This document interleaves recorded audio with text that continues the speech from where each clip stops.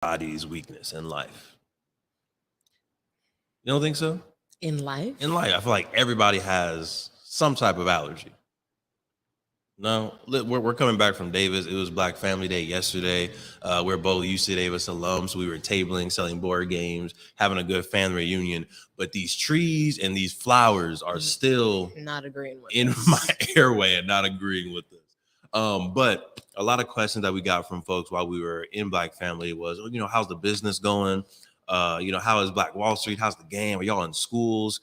And it was just a lot of love to just be able to be back at Davis and tell people the progress that we've been making. Mm-hmm. But something that I know has been on my mind, Sinclair, and something that happens when we're in a lot of these schools is students have business ideas, but they don't necessarily want to make a lot of money from their business idea, right? They have an idea where it's like, I just want to help people.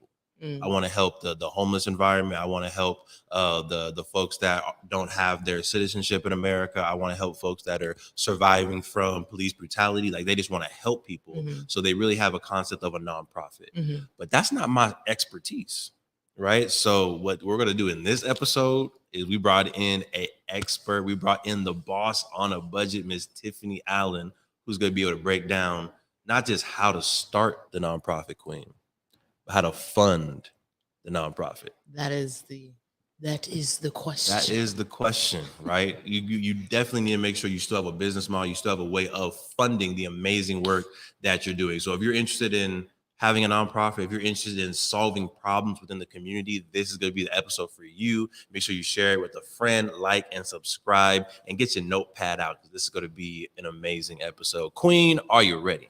I'm ready. You ready? Yes. All right. So without further ado, let's get into the episode. Over 50% of Black Americans are unmarried, and only 2% of Black families in America have a net worth over $1 million. We are on our journey to not only join that 2%, but grow that 2%. Facts. I'm Devon Travell, creator of Black Wall Street, the board game, with my beautiful co-host. I'm Sinclair, aka the Health Nerd. You can go to our website at them4show.com, our Instagram at them4show, and our YouTube channel at Melanated Married Millionaires in the Making. And welcome to the M4 Show. Welcome back, beautiful people, to the M4 Show, Melanated Married Millionaires in the Making. I'm your host, Devon Travell, creator of Black Wall Street, the board game. And as usual, I have my melanated, my dancing, my beautiful, my finer woman herself. Please introduce yourself. What is up, everybody? My name is Sinclair, aka the Health Nerd. And I got a little bit of love this weekend. Got a lot of the Health Nerd, right? And even with my name too. A lot of people are like, oh, one woman came up and said, what's your name? And he said, Devon. He's like, I'm gonna be honest, I'm not gonna remember that because I only remember names that start with the J. Hurtful. And then I was like, oh, should I even bother saying mine?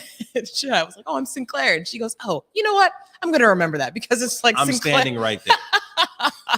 I'm gonna remember that because it's like Sinclair from Living Single, which is actually where the name comes from. So that was nice. It's always nice to find people who knows where it comes from. Indeed, and it's always nice to be forgotten. Awkward, right? Yeah. How'd that feel? But Sinclair, I'm very excited about this episode, as you know, because we want to start a nonprofit one day. Yep. All right, and there's a lot of paperwork. It is, if you don't know the process, it can seem very daunting. What's the word? Daunting, right? It can feel very intimidating. But if you have a mentor, if you have an expert, someone who can help guide you through that process, it makes it that much easier. So we want to welcome, right, the amazing talent, the amazing genius, the amazing energy behind Boss on a Budget, Miss Tiffany Allen, who helps people start, grow, and fund their nonprofit. Please welcome to the stage, Queen Tiffany Allen. Come on through. Hi.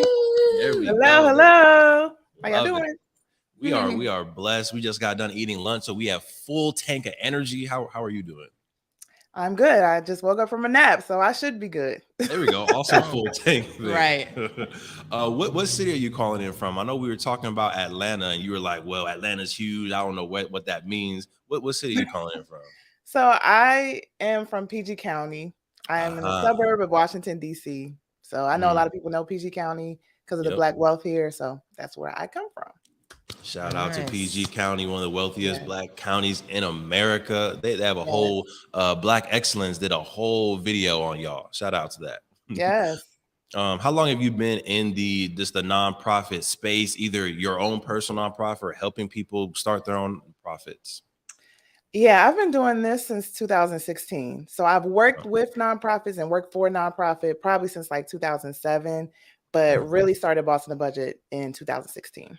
And Nice. what motivated you to do the switch from helping the other nonprofits do their thing to starting your own business that helps nonprofits start and launch? What was that switch? Yeah, so Boss on a Budget started as a side hustle, and it was really because at the time I was helping my partner. He was launching his nonprofit, and I was helping him because I was had experience in grant writing and had done some of the work. So I was like, okay, I can do this. I can help him launch. And we Mm. made all the mistakes, right? Like we did all the things wrong. But in that process, I realized like who is going to help us like navigate this space? Like this is Mm. a great idea. He had, I mean, it was making such an impact in the lives of young people, but there wasn't like a mentor out there or people you could turn to say, hey, do this, not this, or hey, this is where you find funding, or hey, you don't have any money, but this is how you raise money to get the money you need. Right. Mm. So nobody guided us along the way. And I realized I have some skill sets that I can teach people. And it just kind of grew from there. So I started teaching grant writing classes free in my community. And Mm. then from there, I realized like people don't have the basic structures in place for their organization. So they can't even get to the grant because they don't even know how to describe their mission or write Mm. out their program and stuff like that. So Boston a Budget grew from a grant writing kind of focus to nonprofit development. And then eventually, how do you even just raise any money, not just grant Yeah. writing? Yeah, that's good. That's good. It's like it was born from a need, which I feel like Right. is where a lot of businesses and successful businesses come from. Right. I wanted to rewind a little bit. You mentioned that you really got here because you made a lot of mistakes. Y'all Yeah. made a lot of mistakes at the beginning, Yeah. which we can definitely resonate with For that. sure. So I'm curious to know what are some of those mistakes that you made that you were able to learn from? So the mistakes we made had a lot to do with paperwork. So like Mm, when you have a passion for the work, and my partner, he was very passionate about the work, but he didn't have the patience for the administrative side. So that's kind of where I stepped in. I can attest to so that for sure. so I came in and I didn't realize like, oh snap, there's like I owe stuff to the state. Oh snap, Mm. I owe stuff to the IRS. And I looked up and our status had been yanked. Mm. So I had to go back and reapply for like nonprofit status with the government. It was a lot. So I think the biggest mistake was not paying attention to all the rules and the regulations and staying up on that. But to my point earlier, like there's nobody telling you this. Like there's nobody telling you, hey, check in with the state and make sure you send in this document because the state doesn't do it. Like they Mm. may remind you and say, hey, fill this paper out, but you really find out when you're delinquent or when something bad happens. And I was just used to getting like stuff in the mail that was in pink or in red. And that's how I found out about things. And that's how I realized Mm. I was supposed to be doing something. Mm. So that was like I think one of the biggest mistakes we made. But overall, for people who start nonprofits, I think a huge mistake is they don't really think about money. And I think that it sounds funny because everybody needs money and they talk about funding, but they don't do like the necessary planning steps to get to the money. mhm. So anytime someone asks me, like, I'm trying to, Tiffany, how do I raise this money? My question is, how much you want to raise and what's your budget? And I always hear crickets. I Mm. always hear crickets when I ask that question. And nobody really thinks about how much and what it's for. And if you think about it, when you ask somebody for money, those are the first two questions they ask. How much do Right. you need and what is it for? So I Yeah. think one of the biggest mistakes people make is like not thinking about how to get to the money. And just sitting down and writing a budget. It does not have to be that hard, but people make it hard because they're intimidated by budgets. Yeah. And then thinking about, if I know what my number is, what's the most realistic way I can get there? And for me, I like doing that because I can be creative, I can dream through it and figure out, okay, this is how we can make the money. But for most people, they back up and they're like, I just want the money. I don't want to have to do the work, which is Yeah. interesting. But yeah, those are the biggest mistakes I've seen: paperwork and like not focusing on the money. And I feel like the not focusing on money, I feel like because it's labeled nonprofit, people think it doesn't involve money, or money is not an important factor in that type of business. But it's important in any business because you need money to do your to do the work, right? Everything needs money to operate. So for folks out there, right, if you're thinking about launching a nonprofit, the work is important, right? That's definitely the heart of the business, but money is also important. And just because it's nonprofit doesn't mean you don't need money to operate the business. Right. Yeah, and I would say like there are a lot of weird thoughts and myths around nonprofits and money. Like it's the things that I hear, like some comments I get on my YouTube channel, or like the CEO shouldn't be worried about the money or worried about their salary. They're a charity. And I'm like, well, how else are they supposed to do the good work if they're not getting paid? How are they going to pay their families, like feed their families, if they're not getting paid? And how else do you think the world goes around? Like, I tell people all the time, nonprofit hospitals exist out there. There are nonprofit colleges. They charge tuition. They charge for services, right? You can charge for services as a nonprofit as long as it centers on your mission. So I think people have like some warped ideas about money, but the reality is if you're going to survive, you have to be thinking about money, and you have to be thinking about money long term. Facts. So another question that typically comes up is people trying to decide between, should I be a nonprofit versus should I just be a regular business? Right. And you were bringing up a lot of things like, salary, charging for services, charging for products. So it seems like it's very much like a normal business. To you, what would be an advice that you give folks that are maybe on the fence, right? They have a business idea. How do you determine whether you should go nonprofit or go regular for profit? Yeah, I get this question a lot. So I would think about a couple things. The first thing is like, what is the purpose of it all? And what is your bottom line? So if your bottom line is just profit and you're just trying to make money, then I would seriously reconsider whether or not you want to be a nonprofit, because all of the hassle and the administrative burden you have to go through just to be as a nonprofit it's a lot. So if your main focus is like, I'm just trying to make money, I would think about it. If your purpose is more mission focused, right? Like if it's more you want to help or get to a certain good outcome in your community, then you probably will lean more toward a nonprofit. There are other considerations, but I would absolutely start there. I would think about like, what is the reason I'm doing this? What is my why? And if all of your decisions come down to whether it's good for the mission and not whether it's good for profit, then that's pretty much a sign that it's going to lean towards nonprofit. Because when you're a for-profit, the bottom line is this going to make me more money? And you can't, that's not a question. That's not really an appropriate question to ask first when you're a nonprofit. Like money matters, but it's not necessarily the first question you ask. Your first question is, does this help me reach my mission? Is this helping me reach my charitable purpose? But I think another big one that people just don't understand about nonprofits is that the whole thing around ownership. A lot of people think when they have a nonprofit, it's their nonprofit. They'll say, oh, my nonprofit does this, or I own a nonprofit. And you do not own a nonprofit. A nonprofit is a public organization, right? So if you're going to do direct services in the community, you're typically what's called a public charity, and nobody owns that. And the people who make decisions for that nonprofit, the people who have oversight over that nonprofit, are the current board of directors. And if you're the founder of the nonprofit and you're not on the board of directors, you don't have any say, technically, legally, in the direction of the nonprofit. So you could have started a nonprofit, and then, 5 years later, you're no longer on the board, you're not associated with it, you're not working for the nonprofit. You don't have a say in what happens, in what direction it goes. The board as a collective has a say. And the other piece about this is a lot of people want to go full time with their nonprofits. So that means you need to become a salaried person, like a staff person. Well, you don't set your own salary. You don't appoint yourself. Your board does that. So you're relinquishing, I can't say that word, y'all. But you know what I mean. You're giving up power to a group of people. And when people hear that, they get really nervous. Right. Right. Like, oh, this is my baby. Like, this is my thing. So I'm not going to just let somebody come in and take it. But, that's how it's set up and people don't understand it. So, I mean, you'll hear stories in the news about founders who no longer are associated with their nonprofit, or they're kicked out or fired. And that's just what it is. So I would think seriously about ownership, especially if you're creating products. Okay.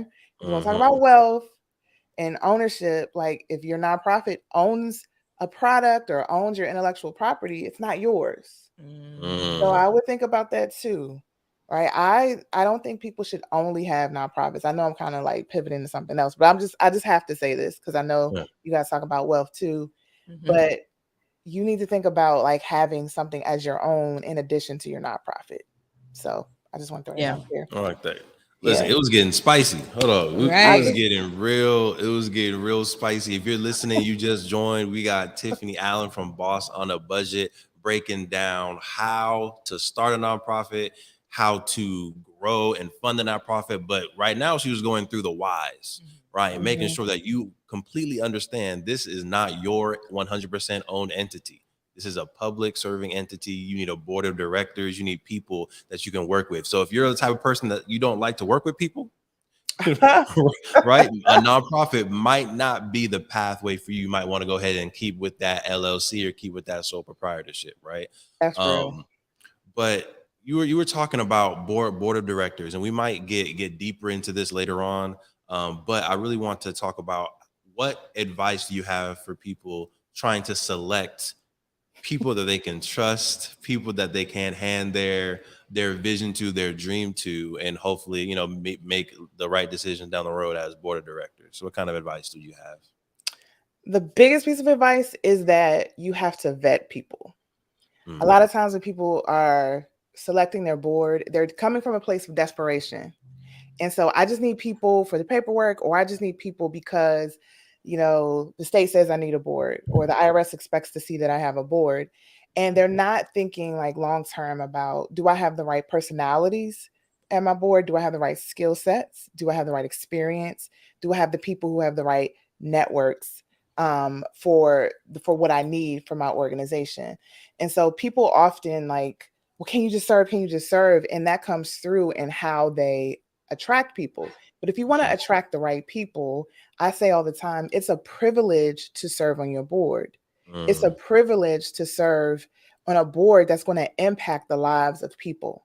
You are doing like important life work. So that person who's coming to join is a person who's going to help you launch this nonprofit to success, and look at all the lives you're going to change. What kind of people do you need in the room to do that? Right. And a lot of times people aren't thinking about like recruiting people who are going to actually do the work too. Because the thing that's different with a startup nonprofit versus an established nonprofit is you have what's called a working board.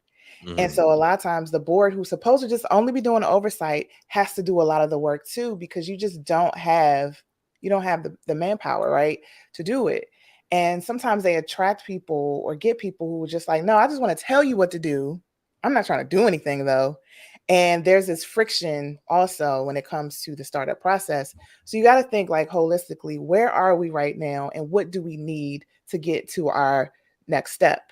And when you ask those questions, then it can become a little clearer about who should be in the room, and is it the right season for this person or these people to serve with you. But the other piece I would say is just make sure everyone joining has the values, like they embody the values of your organization and they buy into your vision. So that means you got to have a vision, right? That means you got to be able to state your vision. You got to lead in a way that people want to follow you, that people want to get on board. So like, just think long-term and strategically. Think beyond, oh, I want to help somebody. Yeah, but in order to help somebody and you want to actually have an organization, that requires some strategy. So think about like long-term, what you need to get to your vision. And I know that was a whole lot, but It was as a you can lot. It was see, good. like having a nonprofit is a whole lot, Oh right? yeah. It's more than just, I want to help somebody. I want to, do a coat drive. Like you can do that without a nonprofit. But when you cross that line and say, okay, now I want to have an organization, it's a whole nother ball game. Oh yeah, and this is the perfect amount. Keep it coming, Miss Tiffany. Okay. This is the perfect amount. I And can we're talk already all day. seeing good. We got questions coming in as well. So I know someone was asking about, and Sinclair, you got better eyes than me. A 501 CB. I know there's 501c3. So I'm not sure how much details you're able to give us, but can you talk about this? What is a 501c3?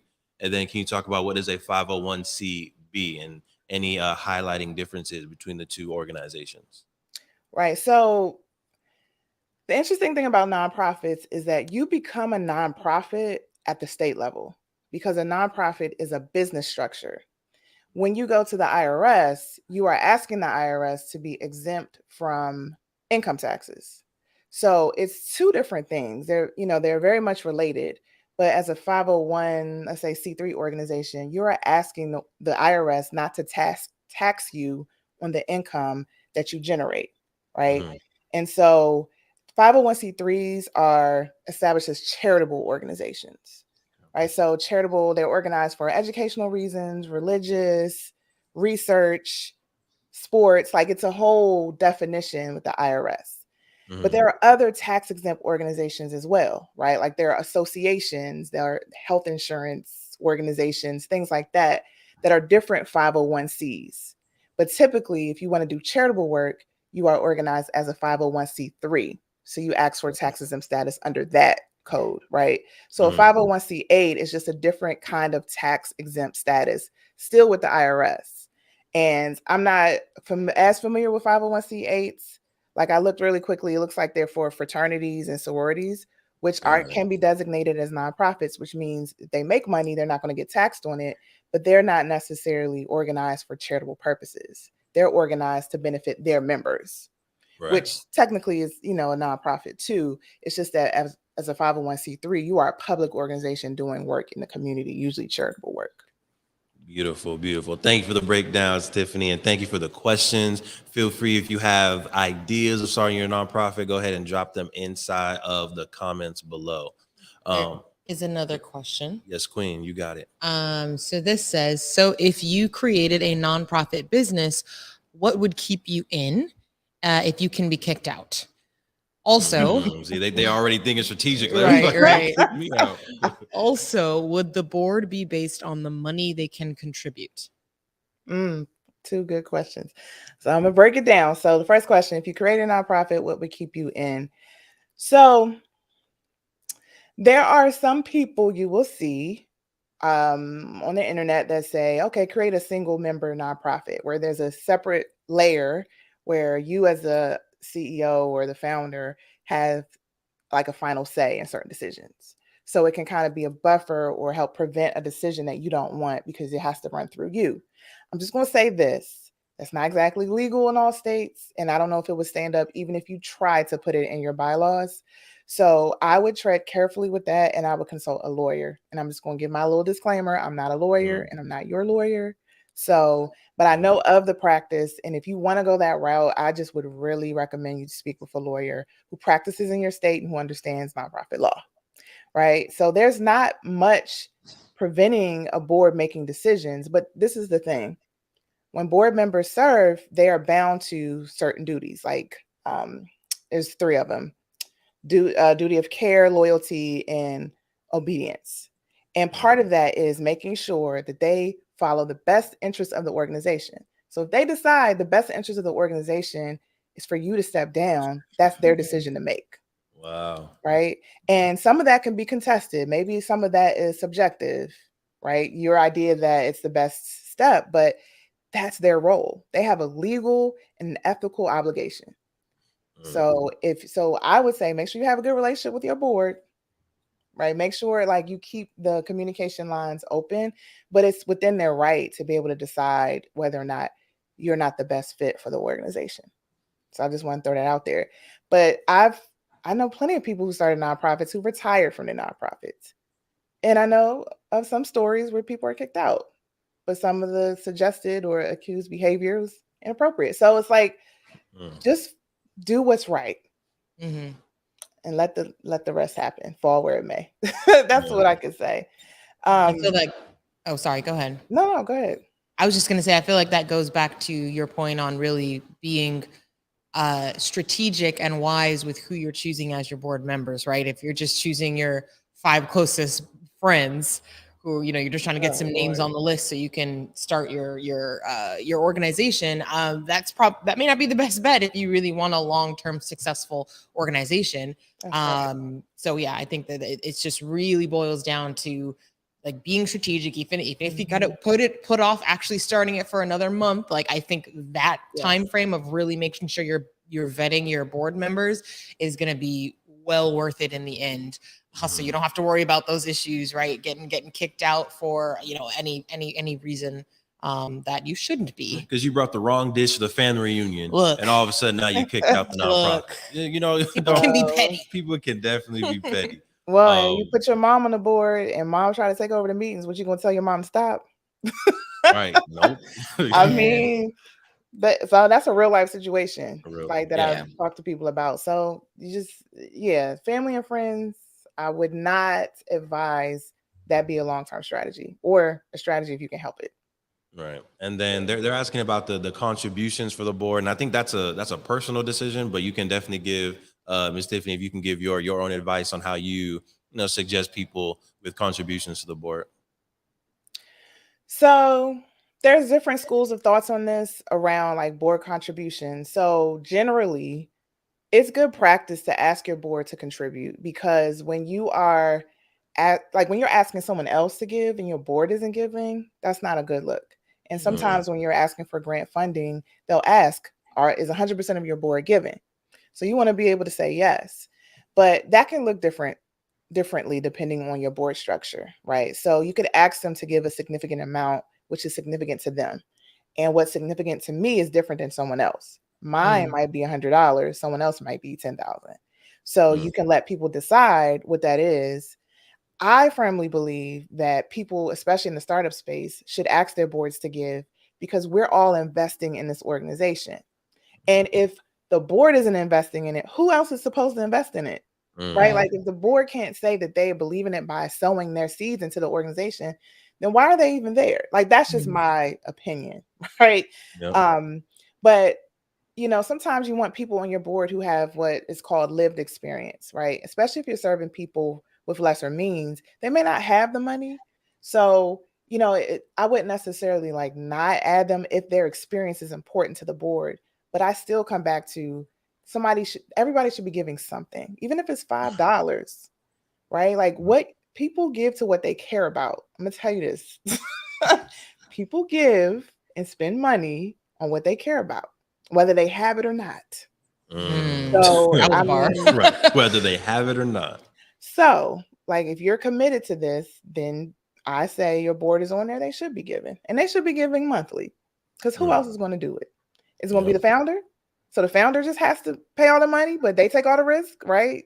Like with their money, I don't think that's fair. So.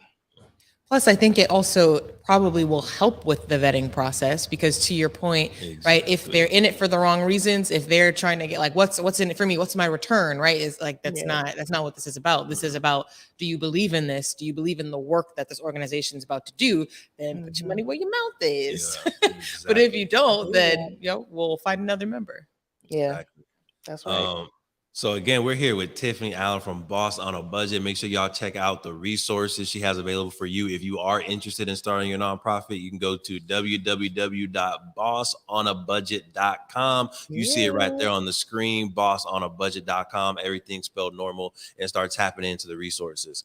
We're going to take a quick commercial break. But when we get back, Miss Tiffany, what I would love to do is do a nice breakdown. And I don't know how many steps there are. Right, 5, 6, 7, 8. But if we can do a nice breakdown on your advice for how to start a nonprofit, whether that's starting with your mission, your vision, getting your tax ID, all that stuff. Let me rewind, because I'm sure it's a long process. Right, yeah. I'm positive. 27 steps. I'm positive it's 30 steps, right?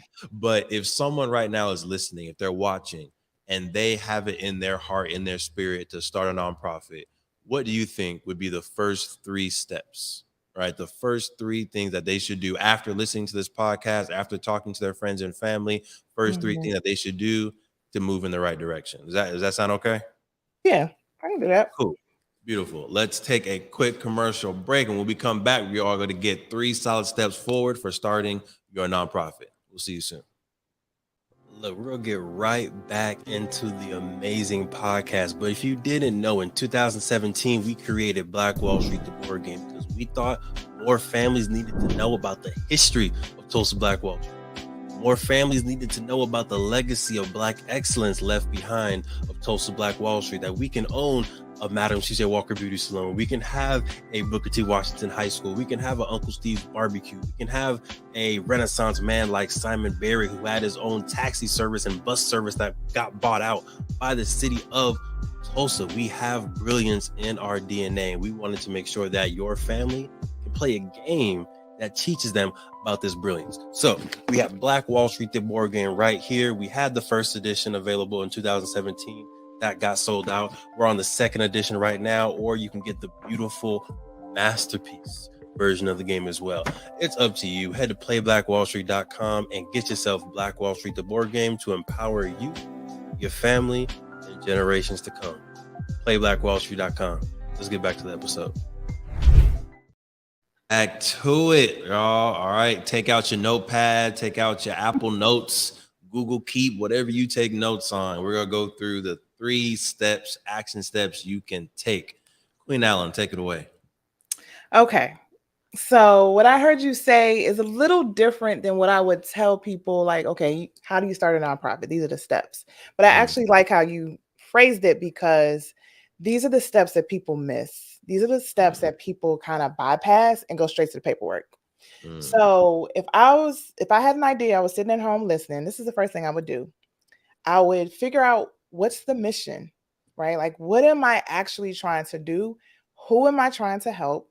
And what changes am I trying to see in them or in the population that I want to work with?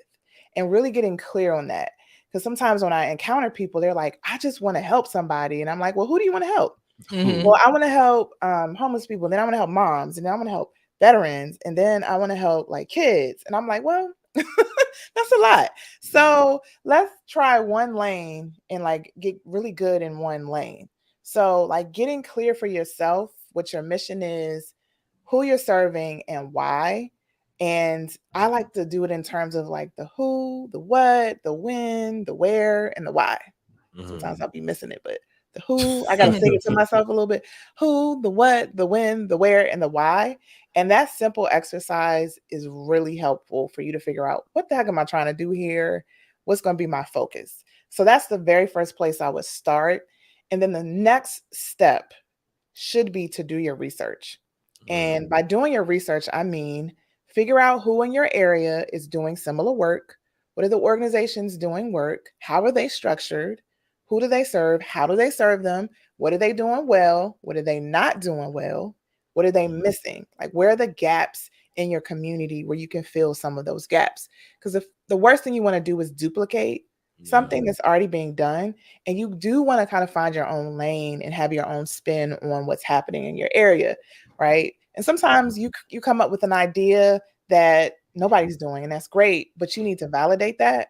So you got to do your research. Look at data as well. So look at statistics, look at research. What does research say works well and what you want to do? Because I'm pretty sure there's some kind of research study that shows if you do mentoring, you need to do it this way. There's a lot of research on mentoring, right? There's a lot of research on houselessness and things like that. So know what the field is talking about. Like, know what's best practice, so you're starting well informed. So do your research. This one people skip. And part of that research, I would also talk to people who look like the people you want to serve, or who are going through something that you want to help. Ask them questions about, like, what are their biggest struggles, right? What do they want to see happen? What do they think the solutions are? talk to the people you want to serve. They can give you a lot of great information, and also talk to potential donors. Mm-hmm. Talk to people who potentially would give to you or who would be interested in giving to you, and ask questions about why they would give. And that helps you with the fundraising. Like, that helps you figure out the right terms to use, and buttons to push when you're fundraising. So that's number 2. Mm-hmm. And then number 3, we already talked about, the board. Got it. Because a lot of people think you do the paperwork and then you find a board, but it's the other way around. Actually, you're supposed to find a board first, and you guys decide together what the final mission statement will be, your vision statement, and then you guys vote in a meeting on you're going to incorporate and all this kind of stuff. That's the right process that most people don't take. So find people for your board, start talking about the work you want to do, and establish that initial board. Nice. There it is. Those are your 3, y'all. Figure out the mission. What are you going to do? Who are you going to do it for? Where are you going to do it? And why you're going to do it. I missed one. You know, where, when, where, why. There we go. And then make sure you do your research, right? Your market analysis, what's going down in your environment, so you're not duplicating. And then last but not least, build the team, get the Avengers on the squad. Who's going to help you do this work? I want to ask a question. You know, it may be a bad question, but you let me know, because we are Melanated Married Millionaires. So I think for folks that may be listening, they may want to start a nonprofit specifically for a particular ethnic group, right? Maybe they want to serve Black folks specifically. Maybe they want to serve Latin folks specifically. Is that okay for a nonprofit to be focused on one specific ethnic background? I get this question a lot, interestingly enough. I do. Okay. And my answer is, go with what best fills the need. So if the need is to like Black boys, and if that's your focus, that's your focus. Like, that is okay. Okay. Like, you think about the organization Black Girls Code, you know clearly that they're Hey, you know focusing Black on Girls Black Code. girls, Okay. right? So it's like, but sometimes people don't, they're fearful that they're not going to get money if they feel like they focus just on one group. And I don't necessarily think that's the case. I haven't seen it either way. So make the best decision for you. You could get money both ways, because there is funding if you're focusing on certain underserved populations only, right? So it goes both ways. So just figure out what works for you as an organization, but I haven't necessarily seen it as like a hindrance or a deterrent for somebody. People are going to do what they're going to do. Let me just say that, though. Like, when you decide to be unapologetically Black, as an example, people will have issues with that. Yep. But you just got to know that going into it. But you can be successful still doing that. And that's a perfect segue into one of the questions that we have in the chat, which is, how do you find donors, right? You're talking about, like, sometimes there are donors or grants or stuff out there for specific populations. Does that help find money, or does that hinder? Like, what do you find? Does it makes it easier to find donors when you're trying to fund your nonprofit? So the best place to find donors when you're super, super new is your own personal network, right? So there's an activity that I talk about called the circle of influence. And it's like, you figure out who's closest to you, who cares about you, and then you start going outward. So there are some people who care about you and may care about the mission. And if you ask them, they would give money to support your organization. And those are your first donors. There are people in your orbit who would support you right now, but they don't know what you're doing. So they haven't. And if you haven't asked them, they may know what you're doing, and then you haven't asked them, they may not necessarily give until you do. People are funny that way. And then you start going out, like, who's in your social circles and who are in your professional circles. There are people also in your social and professional networks that if they knew what you were doing and heard about it, they would support it. So the best places to start to find donors is in your own personal networks and in the networks of your board, because that's one of the key roles of your board, is to help expand the organization's network. So the board should be doing their own circle of influence activity and figuring out who's in their orbit that would be interesting in supporting the organization. And this is one thing I tell people all the time when they're fundraising: do not lead with, give me money to help me launch my new organization. That does not motivate anybody. Right. But when you talk about an issue that people care about, like Black boys, right? Like by the time Black boys get in the 3rd grade, people know whether they're going to end up in jail or not, right? Like there's a prison, like a school to prison pipeline. And I know you have sons and I know you have nephews, and that's not going to be their story. So we're going to interrupt that pipeline.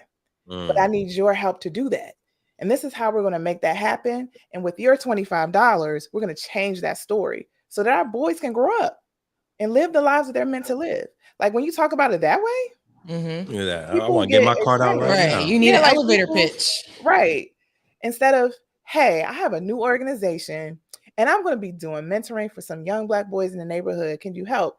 That may get some people motivated, like a teacher or your mom, but it's not going to motivate the masses. Mm-hmm. So you want to think about the message that emotionally pulls people, particularly when you're talking about donors. Grants are a little different, but I know the question was about donors. So like it's an emotional decision to give, right? Like people got to give up of their dollars, their hard-earned dollars. It's got to be a reason to do it. And a misconception we have about money is that people don't want to give.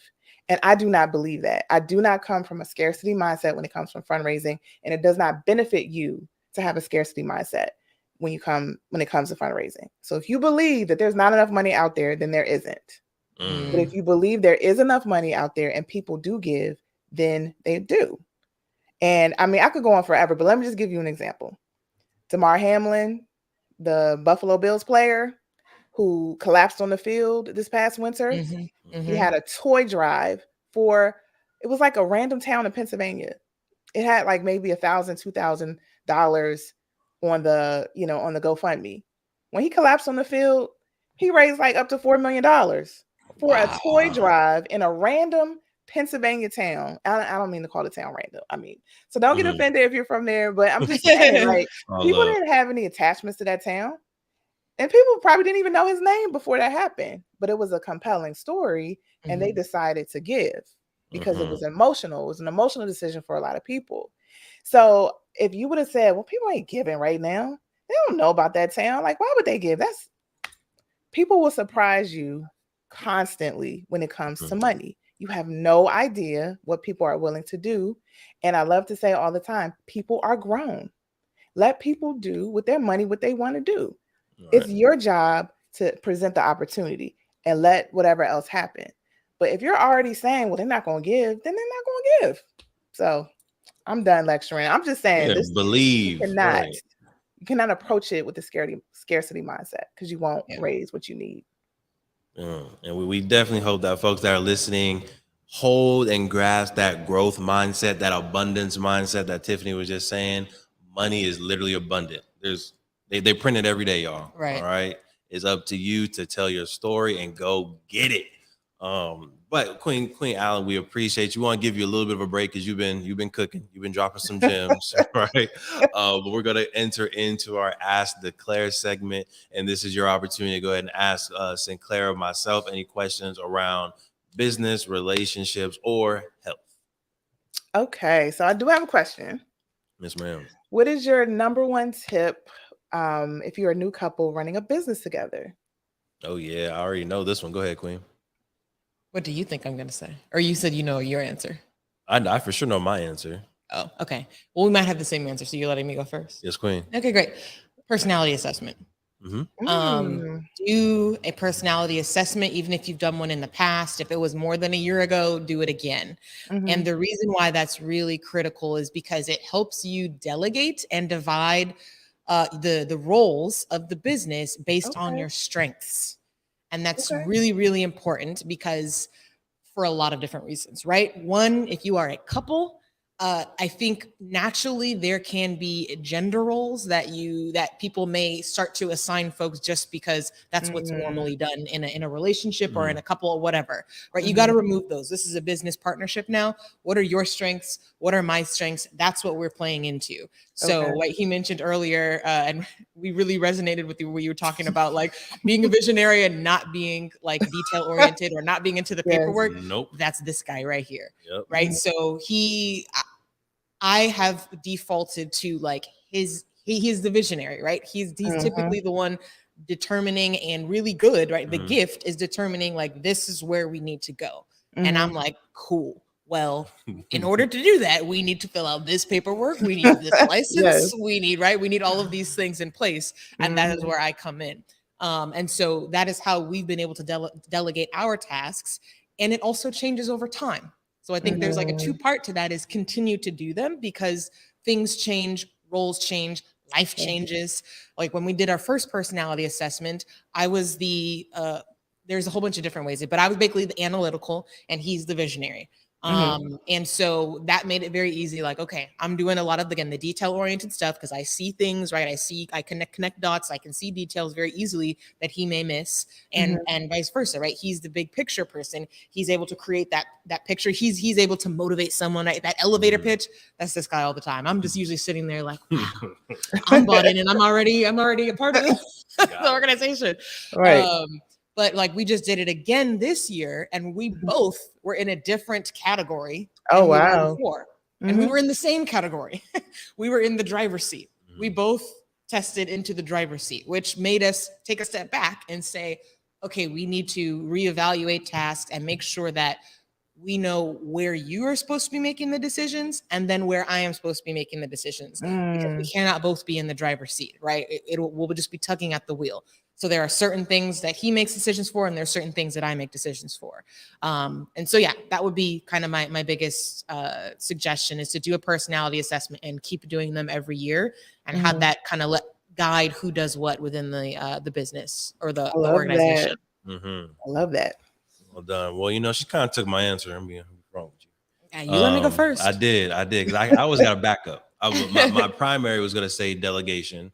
Right. Say specifically, this is your role. This is my role. These are your tasks. These are my tasks. And not really the CEO title. Cause I feel like we used to use those titles, but then we realized we were doing so many other things that we actually dropped those titles and put something on that was more specific to what we want to do and where our expertise are. Okay. So delegation for sure, like she said, would be number 1. Number 2, I would say, is creating the budget for the business. Unless this is a startup, right? Unless you're getting investments from outside, the businesses that we start, it comes from our own wallets. So you want to make sure it's all right. What is the budget each month that we want to invest in this podcast, in these board games? $700, $500, $1,000, $5, whatever it is, and make sure you're not overspending on that budget. Because what you don't want to do is you get really passionate about starting this business, and then you're overpaying all these games, and now you're stressed about these bills. And now y'all start arguing about how much money you spent on podcast ads or how much money you spent on board games, all that stuff, right? So I would say go ahead and set aside a monthly budget that can go towards the dream. And then, of course, what your business is making will also be back into the business as well. But yeah, just make sure the money is good, copacetic, and you talk about the decisions. I love that. Okay. I got it. Good question. Oh, yeah, go ahead. You seem like you had something else on your mind. No, I actually was thinking about it a different way. I just created a small administrative team. So a lot of what I've done for Boss on a Budget has been just me. But within the last year, I hired an assistant, and I had someone help me with marketing. So I thought about, I need to understand I have a sense of what their, locus of genius is. But it would be good if we all did our own personality assessments as a team, so we understand where our shortcomings are and then where our strengths are. And then we can all fit together. And then me as the lead can help position them in ways so they can thrive. So that's where my mind went. But I love that. Thank you for sharing that. Of course. And congrats on the growth of Boss on a Budget. Let's go. It's up from here. All right, keep going up. We talked about it on maybe 3 episodes ago, kind of the hard decision that entrepreneurs have to make when they start finally hiring people onto the team to help it grow. Can you talk about what was the tipping point for Boss on a Budget when you were like, you know what? I can't do this by myself anymore. This is a story. Okay. I can't do this by myself anymore. I need team. Go ahead. For me, it was several people kept coming to me because they would see my content and they'd be like, so who's on your team? And I'd be like, I don't have anybody on my team. It's just me. And they're like, because I had a full-time job at the time. And they were like, what do you mean? Like, how are you doing this? Right. And those questions kept coming up, made me examine myself. And it was because I wasn't getting a lot of sleep. And I wasn't setting good boundaries for myself. And I wasn't setting good boundaries for my relationships. So that was the first indicator for me that something was wrong. I thought it was a value though, that I worked so hard and that I was like grinding for my business. And then I noticed that certain times of the year, I would just get slammed. It's 2 months out of the year in particular. I hit brick walls. And it's like I did have someone helping with some marketing, and she was like, you need to shut down your calendar because I can sense something's going on. So I had to like literally shut down my calendar for 2 weeks just so I could breathe, just so I could like function. And I realized that if I want to get to a certain level, then it can't all be me doing everything. And I have to start leading. Instead of doing all the doing, I have to start leading. So I did step out there in it was November, and I hired an actual part-time employee. She gets a salary, benefits, not benefits yet, but she's like a salaried person. We take taxes out because we're both on payroll, and that's like the first step to me getting to a place where I can like hire even more, because I actually do need more people. But it just took me realizing that I didn't have good boundaries. And I had to rethink about like what I thought was a value, which really wasn't. Like not spending time with your family, not taking vacations. That's not something. That's not a good look for me. So I had to switch it around. Right. So I know the queen will definitely co-sign, affirm that vacations, the balance. I think we were in a very similar boat to you, maybe like two years ago as well. Like we were grinding, staying up late, editing all the videos, doing all the podcasting, doing the board game stuff, health coaching. And it was just like, we need help. So, again, shout out to you for making that switch and continue the growth. And I think the other activity that was helpful for us, and I think it was helpful even later on, and hopefully this will be a tool that folks listening can use, is we also did like the how much is an hour of your time kind of activity. So kind of breaking down like, okay, how much money, and this is especially helpful when he started speaking. And we were able to charge like an hourly rate. And so we had a clear number of like, okay, well, your time is worth this much per hour. So let's go look at how much we could hire somebody to do this same task. And if it's for less than what your worth is per hour, then it makes physical and logical sense to go ahead and hire somebody. So that's another thing of like, if you're not able to really decipher with your own kind of balance your own schedule, like whether this is the time or not, then that's maybe another indicator of, okay, let me start to write out like as much as you can, estimate like, based on how much money you make in a month or a week, kind of, get that down and reverse engineer that to how much you're making per hour, and then go quick research, right? A quick little Google on like how much you can hire somebody to do that. If it's less, it would probably behoove you to delegate that task out so that you can focus on the revenue building activities. Yes. Agreed, Love that. Agreed. So if you don't know, we like giving people action steps, right? We want to make sure that after they listen to this podcast, they have some work to do. So of course, you've already given them 3 steps, and that's to define their mission. That's to do some research on what else is going on in their local environment, possibly the same, possibly parallel, and then also look for who might be able to be on their team, who's their potential board of directors, right? So that's one homework assignment that y'all can do. But I know bossonabudget.com got some resources for folks as well. So if you were to highlight, one particular resource that you feel like people should go to the website and just go ahead and secure today, what resource would that be? And what can they expect to maybe get out of that resource, whether it's a blog, whether it's a one-on-one consulting, whether it's a class? Talk to us. So my most popular product is called the Nonprofit Startup Workbook. And so if you go to my website and go to services, bossonabudget.com/services, you'll see under Nonprofit Startup, the Startup Workbook. And that has 10 worksheets, which outlines everything you need to be focused on in your first year. So it's questions around like your bylaws and your board, questions around your budget, putting together your outcomes and your logic model, putting together like plans for insurance and hiring. all the things you need to be thinking about to lay down like the foundation for your nonprofit is in that workbook. And it even includes bonus worksheets. Okay. Nice. So by far, like that is the best like product that I would start with if you're trying to start your nonprofit. I do have other services for fundraising and writing your first grant and stuff like that. And I do one-on-one consultations, but I always like to tell people start with the workbook because it helps give you a good grounding of like what you need to be focused on. Because so many times people fill out the paperwork and then they're like, okay, what am I supposed to do now? And so I'm like, go to the workbook, go through it, read through it. And then if you need help, then you can get coaching from me. You can get consultation and go from there. There it is, y'all. Make sure y'all tap in, okay? The world is waiting for you to start your nonprofit. That community that you want to serve is waiting for you to start that nonprofit. All right. So don't let them down. Go ahead. And now there's no excuse. There's no excuse. There's no excuse, right? You got the workbook. You got the first couple steps. That's all you got to do. Let the rest play out. That's right. BossOnABudget.com. Check out the services and get your startup workbook today.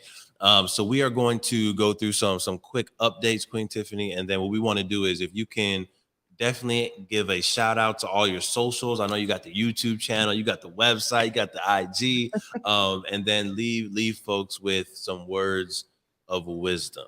All right, I'll let you stew on that, meditate on that, come up with some fire like the whole episode has been, and then we'll have you end us strong. But Queen, can you please give the folks updates you have on your side?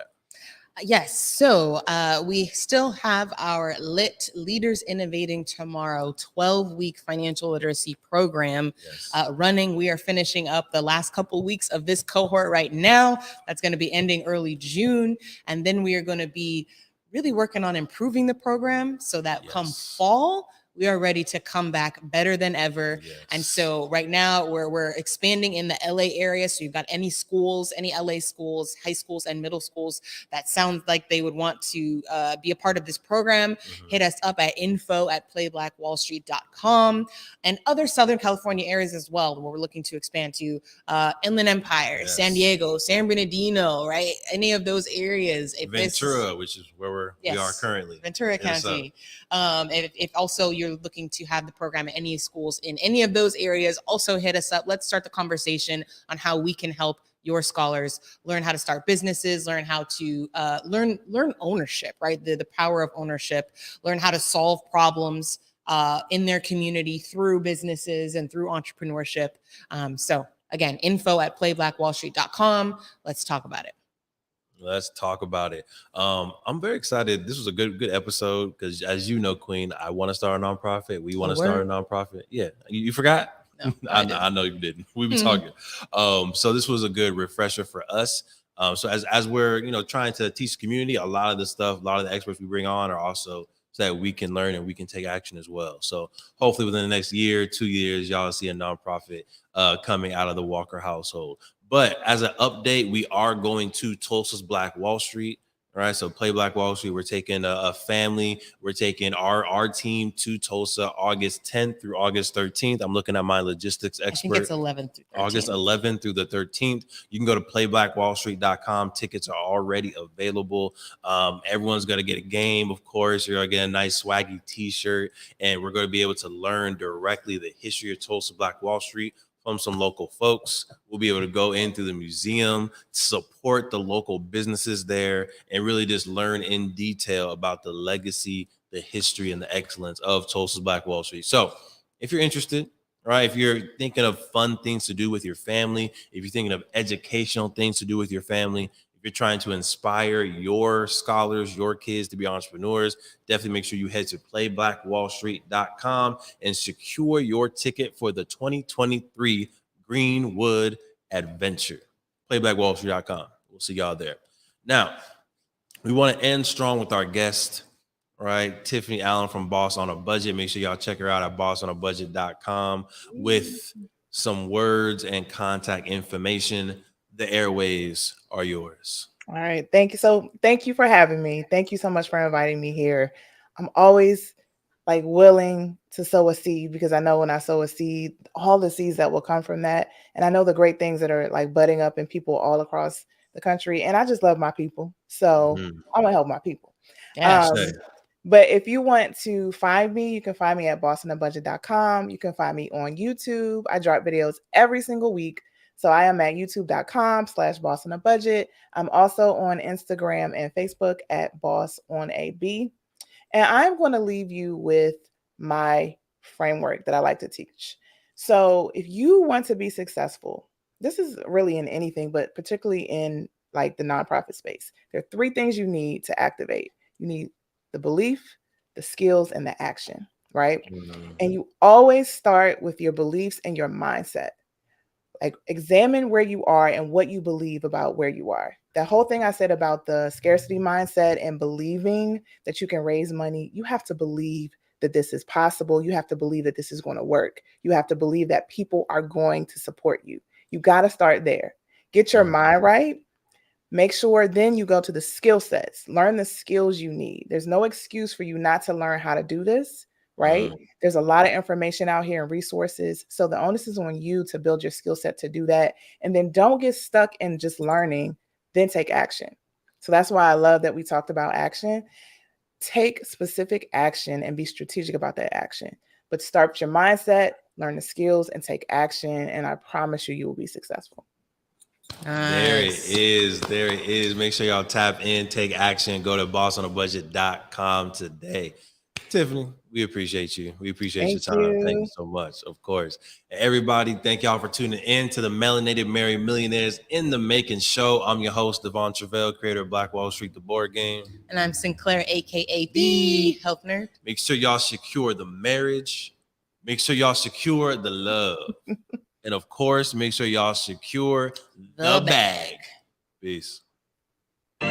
Thank you for supporting the M4 show and our mission to increase the wealth of Black families. If you received any value from this episode, any value at all, any, do us a favor and give us a like and subscribe on YouTube and Apple, Spotify, anything, all of them. All of them. Wherever you're listening, go ahead and like and subscribe.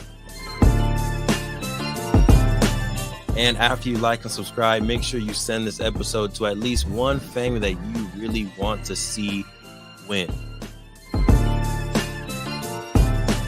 We'll catch y'all next time. Peace.